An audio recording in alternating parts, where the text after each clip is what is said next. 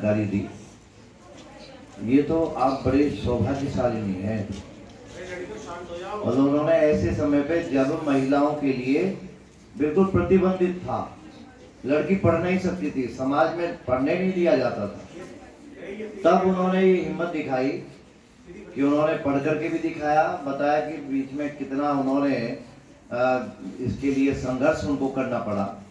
तो विश्व की पहली महिला शिक्षक है और शिक्षिका है और पहला विद्यालय स्थापित करने वाली जो ज्योतिबाई जी हैं, उसके नाम से उनको जाना जाता है। तो यहाँ केवल यही आपने सार निकाला होगा। कहने का तात्पर्य यह है कि जिस समाज में लड़कियों के लिए पढ़ने का लिए कोई स्थान नहीं था, उन्होंने वो राह खोली और एक आदर्श बनी।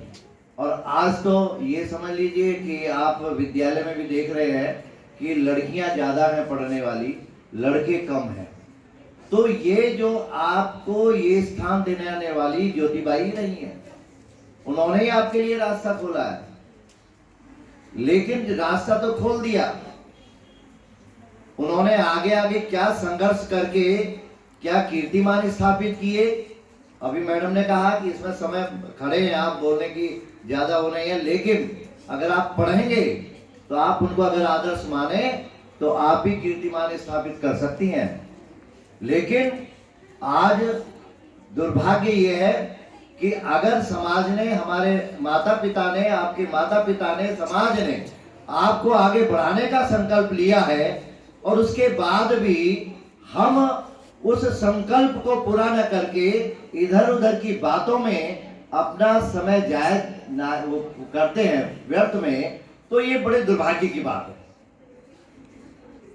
आपको शिक्षित करना, बताया नहीं, आपको शिक्षित करना किसके लिए, यानी कि 100 लोगों को शिक्षित करना है।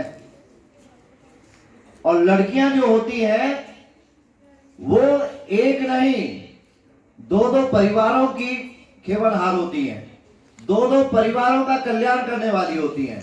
अगर वो चाहे शिक्षा बढ़िया मिल जाए तो परिवारों का कल्याण कर देगी, अन्य तो नरक बना देगी। तो मेरा तात्पर्य यही है कि आप उचित शिक्षा ग्रहण कीजिए, संस्कार प्राप्त कीजिए, अपने माता पिता का नाम रोशन कीजिए, गुरुओं का नाम रोशन कीजिए और इस राष्ट्र के हित के लिए। आज राष्ट्र में लड़कियां एक से एक, अभी हमारे मुजफ्फरनगर की कल लड़की जो है खेल के उसमें जो है राष्ट्रीय स्तर का पुरस्कार उसने प्राप्त किया है। तो अपने मुजफ्फरनगर जिले की कई लड़कियां ऐसी हैं जो राष्ट्रीय और अंतर्राष्ट्रीय स्तर पर अपना स्थान बना रही हैं विभिन्न क्षेत्रों में। तो आप भी बना सकती हैं, लेकिन कब, ज्योतिबाई के आदर्शों पर चलते हुए, उनके जो संघर्ष किए हैं उन संघर्षों का।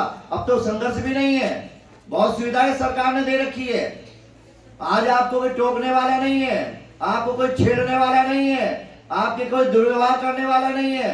उसके लिए बड़े इंतजाम है, बड़े संघर्ष है, केवल उठाने की, कदम उठाने की आवश्यकता है, आप उसका सामना कर सकती हैं। लेकिन उस समय तो कोई सुनने वाला नहीं था, कोई ईंट पत्थर मार रहा है, गारा मार रहा है, कोई सुनने वाला नहीं था, तब उन्होंने किया। तो आप इसका फायदा उठाइए। विशेष रूप से मैं लड़कियों के लिए कहूंगा कि लड़कियों को, भाइयों से भी कहूंगा कि लड़कियों को, बहनों को आगे बढ़ाने का मार्ग उनका प्रशस्त करें। और जहां जिस देश में लड़कियां सुरक्षित होती हैं, सुशिक्षित होती हैं, संस्कारी होती हैं, उस राष्ट्र को विश्व पटल पर जाने से कोई भी नहीं रोक सकता। ये मेरा जो है, ये वास्तव में मेरा नहीं, सभी विद्वानों का, बड़े बड़े लोगों का ये कहना है। तो मेरा तो यही है कि जो आज मैडम ने आपको ये इस प्रकार की बातें बताई हैं, वास्तव में वो भी धन्यवाद की पात्र हैं। और आप उसका पालन करेंगे तो निश्चित रूप से उनका बताना, उनके विषय में बताना सार्थक होगा। ठीक है, धन्यवाद।